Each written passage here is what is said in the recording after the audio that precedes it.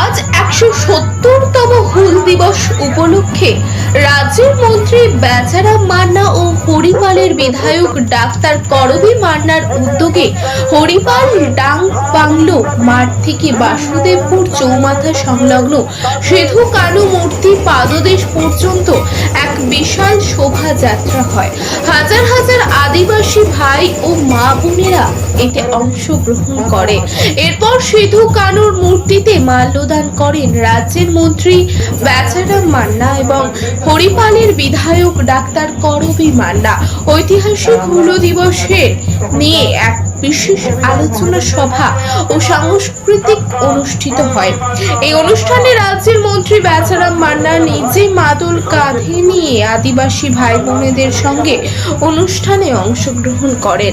ভিড় চোখে পড়ার মতো। ৭০তম হুল দিবস উপলক্ষে হরিপাল ব্লক সিধু কানু স্মৃতিরক্ষা কমিটির উদ্যোগে হরিপাল ডাকবাংলো থেকে বাসুদেবপুর সিধু মূর্তি পর্যন্ত আমাদের একটা বর্ণাঢ্য শোভাযাত্রা হলো।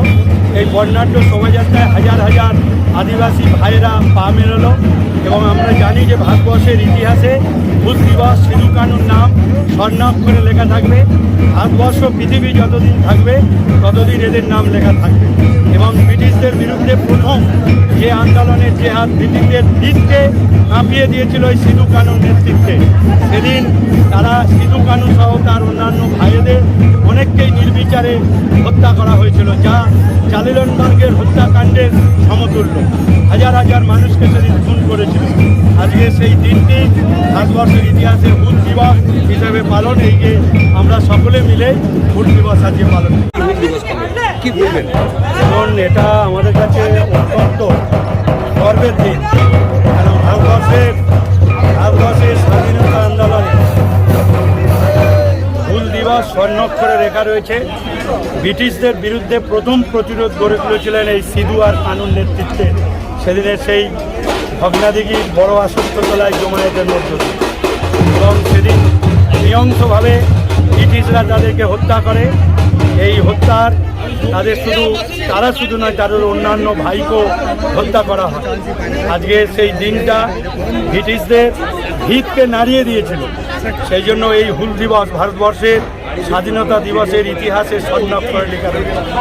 আর এই দিবসটাকে নতুন প্রজন্মের ছেলেমেয়েদের কাছে ছড়িয়ে দেওয়ার জন্য এবং এই দিবসটায় স্মরণ করার জন্য সিধু কানুকে তার পরিবারবর্গ সেদিনকার যারা মারা গিয়েছিলেন তাদের প্রতি শ্রদ্ধা জানানোর জন্য প্রতি বছরই আমরা এই অনুষ্ঠান পালন করি।